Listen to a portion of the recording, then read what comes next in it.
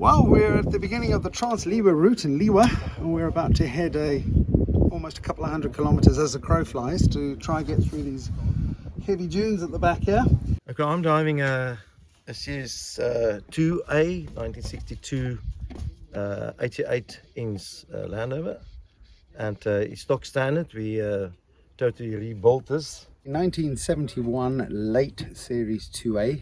This is the vehicle that was just before the Series 3 came out. This little beauty here is a 1964 Land Rover, Series 2A. The beauty of this is in mostly original condition since new.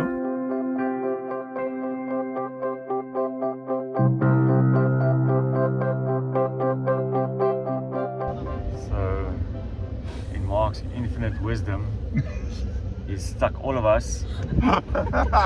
We were stuck on. You can't see him, but he's there. Stuck all of us in one car. So if you don't know much about the UAE, then we have to say that it hardly ever rains here. But today, since we're going out into the desert in open Land Rovers, it's going to rain. So we're still driving all the way to the Liwa desert. If you ever met a Siberian, you'll know they like to sleep a lot. And if you ever wondered why, it's because in Siberia it's very cold. There's not much else to do except sleep and make babies.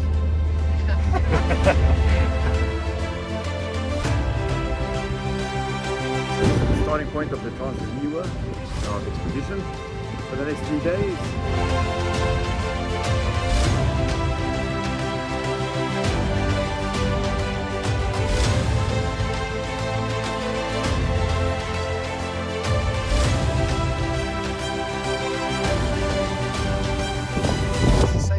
Let's not do anything silly, guys. If you're unsure for the new drivers, or the newish drivers, if you're unsure about something, stop.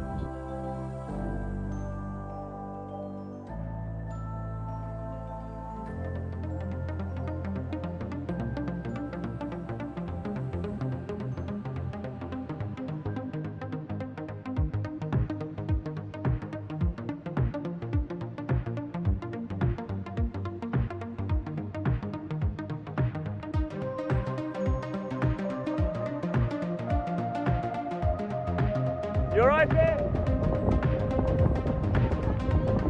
One will know.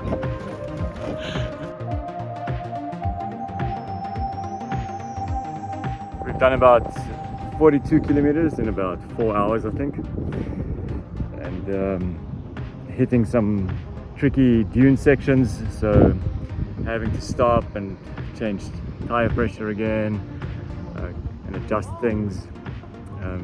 Some of the Land Rovers are getting through okay, others are struggling. So yeah, it's fun and games, a real adventure.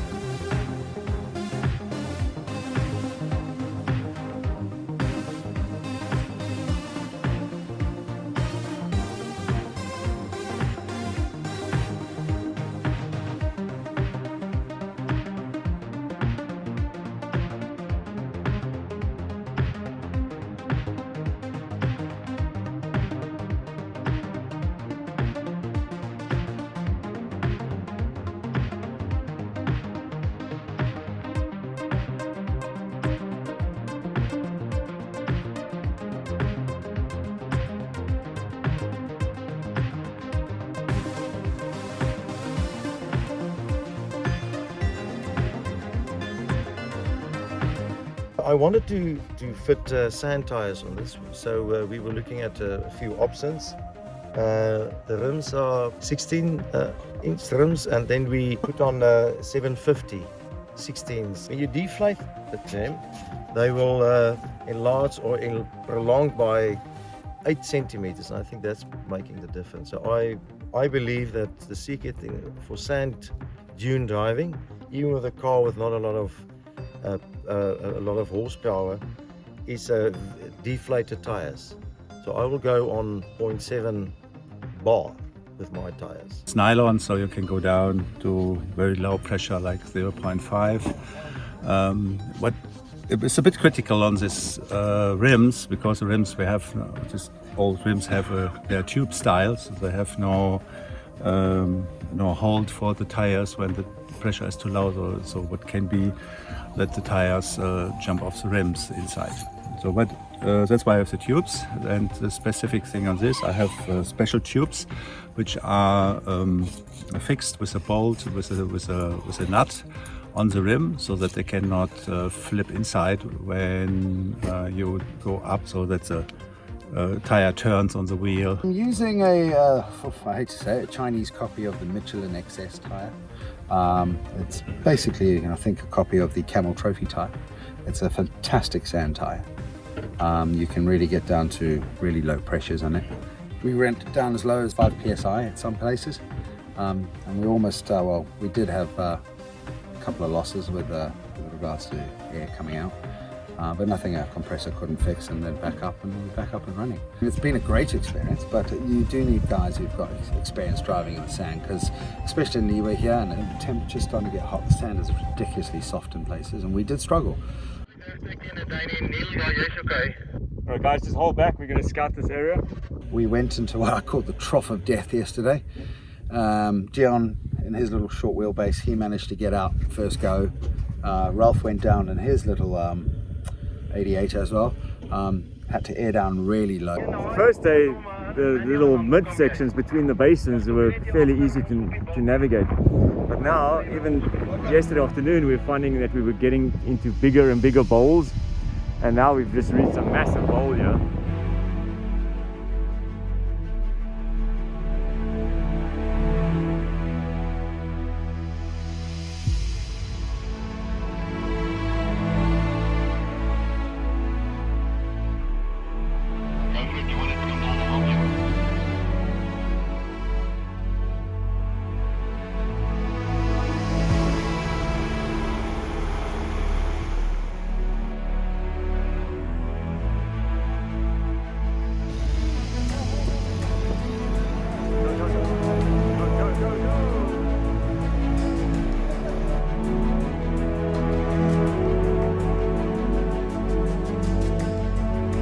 Ralph made it through, so now we're gonna see Mark make it through. Okay, look, I'm gonna drop the time quickly and then come and jump in front.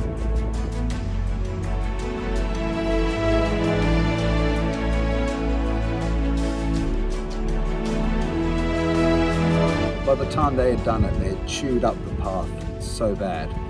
No matter what we did with this one, we just couldn't get it up the hill. And it was a struggle. It was a struggle. We were stuck for nearly, what, 4.5 hours after yesterday.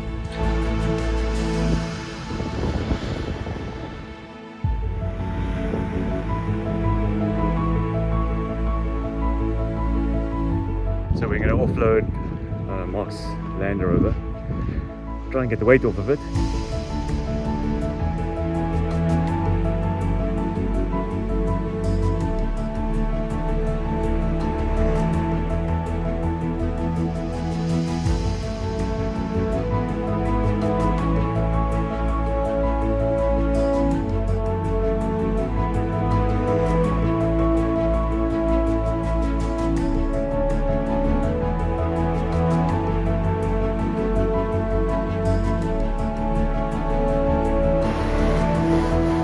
I think the big thing about being outdoors and going on adventures and pushing yourself and challenging yourself and going to the extreme is your temperament, your mental approach.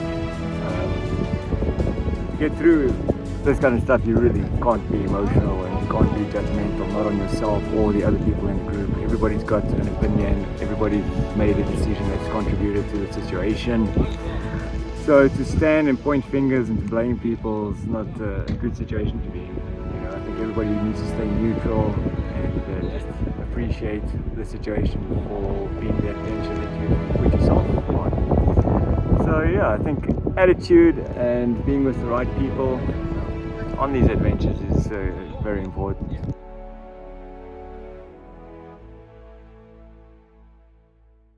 It's late, we don't have that much time, so we're going to drive for 2 hours, we decided, and then after 2 hours we'll set up camp for the night. So no more adventuring, we're just going to take the easiest route back, or the easiest route along, but I'm sure there's still some tricky stuff ahead, so yeah, the adventure's not over at all. So that will be, of course, my end of my tour, unfortunately, because we didn't bring a spare spring. We'll take the spring off, we'll take the bottom plate off, remove this, put the plate on top, and sandwich it back in place.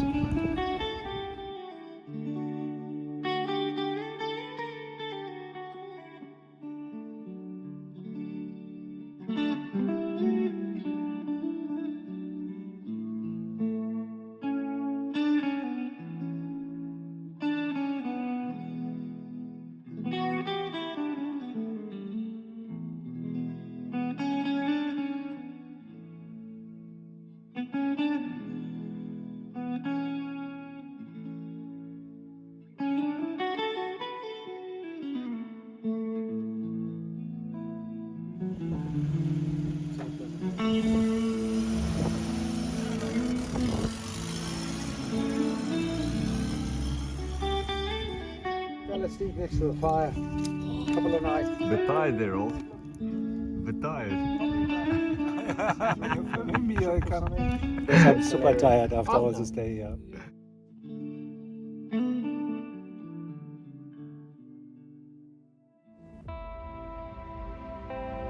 Basically a complete new Land Rover.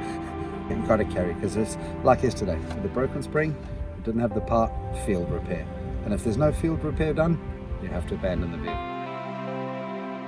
We bought out quite a lot of stuff. We bought our extra carburetor, extra fuel pumps, hoses, van belts, seals, clutch master cylinder, brake master cylinder, bushers, pretty much everything. U-bolts, nuts, bolts. So we tried to get the most extensive list possible without actually bringing a complete engine or a complete gearbox.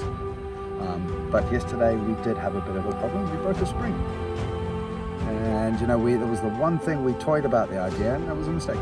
Never bought a spare spring. But then where do you start? Do you bring a front, back, and then the list just goes on?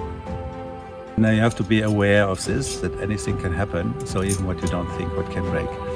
And so you cannot put all the spare parts, it's impossible. But what you can do is you can prepare that you have the safety. That's the most important, that you go with enough cars. So in worst case, that you drop the car, leave it here. Socket sets, spanners, screwdrivers, and probably more spares, a little bit of electrical wire. Binding wire is a great thing to have, just so it helps with everything. Tools I would definitely pretty much, sockets, spanners, everything you can carry. Within reason, because you don't want to overweight the car too much. But there you go. Pry bar, extender. So with regards to fuel, I've carried an extra 5 jerry cans plus a full tank starting. We're on day 2 now, technically day 3. So I've used 2.5, maybe 3 jerry cans out of the 5, so we should have enough to get out of here. Oil, everyone's carrying their spare oil, extra 10 litres of oil, just in case. A bit overkill, but if you need to do something, you'd rather have it and not need it and not have it, sort of thing. Brake fluid is a must. Carry at least a couple of bottles of brake fluid. I know in an emergency you can use water, but not for long distances and that sort of thing. So you should be very experienced here. So as a beginner, I would never recommend to go here, of course. Because when you get stuck, you are 60, 80, 100 kilometers from the next point where somebody can rescue. You have no phone reception here. So if you get stuck, especially if you go with only 1 or 2 cars, so that's also very crazy, I would say. Communication is key. Make sure you've got proper working radios, everything's fully charged. Bring spare battery banks to make sure that you can charge these things. We did suffer a little bit with communication yesterday. Especially if you're going over a dune, or if someone makes a mistake and does go into a situation and the other team is following, you don't want them all piling into the same problem. And also, if there's an issue at the back of the convoy, someone gets a blowout, you can get the front nose. Obviously the tent, the sleeping bag, because of the day, and then also your cuddling. Got a bag for that, I can actually show you that neat at the back. And then your food and your drinks and cooler boxes. And very important is a LED light for the night. And then also we've got the shower thing. I'm going to show it to you. That's absolutely fantastic. You can pump up in the shower. First of all, you should have a tent. So there are different kinds of tents. So in my case, I'm using the RV touring tent. That's a nice one-person tent. They have also one for two people, which fits perfectly to this car's unique color. And yeah, they're easy to set up. So the second thing is what you need in food: water, water, water. So do expect you use more water than you think. And when you think a lot of water, then double it up, and then you have the right amount. Ah, just the usual. Just wanted to overfeed everyone as usual. I just go over the top. So yeah, what did we bring? We bought for the group that we had 2 or 3 ribeyes, 4 or 5 kilos of chicken, pork sausages, tons of that, pork bacon for breakfast, 60 eggs for 10 people, 12 people. We've hardly used any yet. What else did we have to eat? Bought lamb rumps, also a deboned leg of lamb. Keeping it chilled, unfortunately we underestimated the heat. With ice, definitely next time, dry ice. The plan was initially to have a cold cooler box for the first day, and that would last into the next day. So, and then for the second, or towards the end of the second and third day, the idea was to pre-freeze everything in that cooler box so it'd stay frozen or with ice. However, with the heat and the moving and the running around, we've got there. Don't get me stuff. The stuff is still cold, but it's not frozen. When I looked at the route on Google Maps before we came out, I saw that there was a lot of flat basins we would be going into, and then little dune sections before. It was quite easy to navigate the route given modern technology and the apps that we can use. So we downloaded the map and the route before we came out. There's no internet out here, there's no phone reception. So you have to prepare yourself before doing a trip like this. You could probably get by with even a paper map if you wanted to be really adventurous and if you knew what you were doing. Yeah, I think what I would have preferred to do, or what I would do different next time, is choose a start point, choose a finish point, and then navigate our own route. I think that would be a lot more exciting. Oh, absolutely. You've got to plan it properly, and definitely for the next one, dry ice, absolutely. And beer, keeping beer cold. Yeah, yellow. Why? There's nothing worse than a warm beer on a hot day, you know? Especially when you're stuck in a dune. Exactly, for 4 hours, you know, watching some poor sod dig himself out, you know?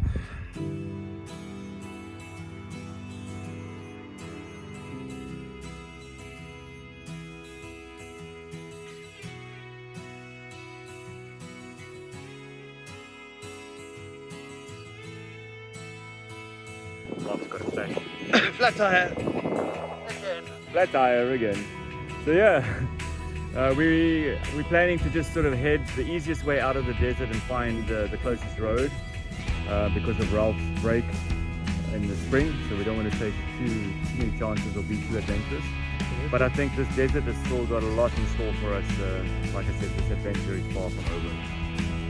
Oh, it's a good start, you know? So it can only go downhill from here, you know?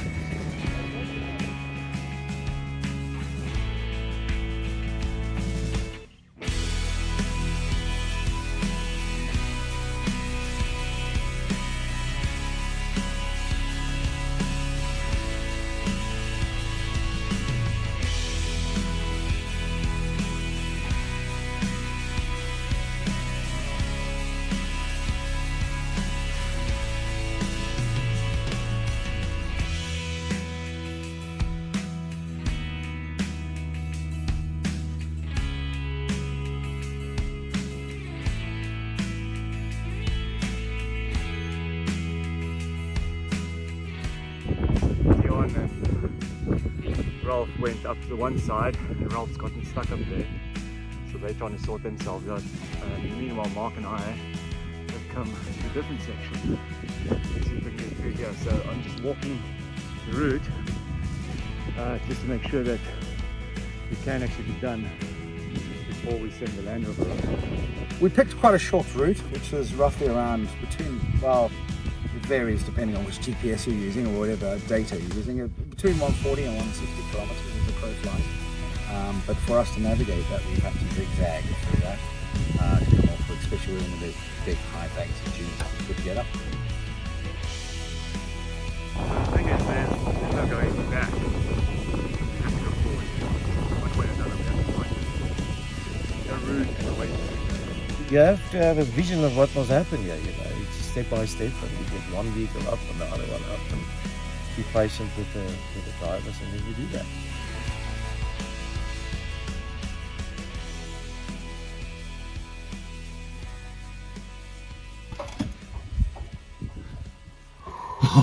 Quite an adventurous morning, quite a stressful morning, but we've gone through. We're at the edge of another sabka, and we've come to this old farm, which is really nice. So it's now 1 o'clock. We're going to break for lunch and enjoy this shady area that we found in the middle of nowhere. Guys who like driving these old cars, they tend to be like-minded in many respects, you know, so there is a certain camaraderie there.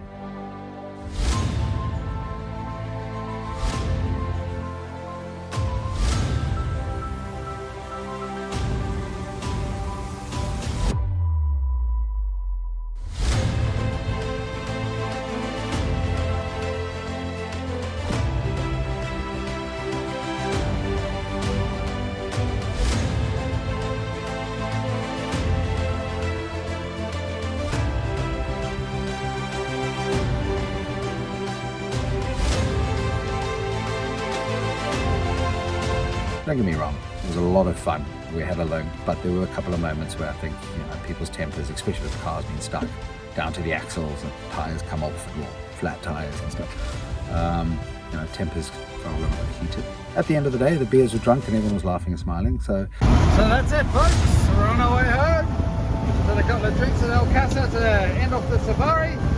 Shark's doing the first leg of the 5-hour journey home. There's the sun going down. Couldn't ask for a better end to a day, mate.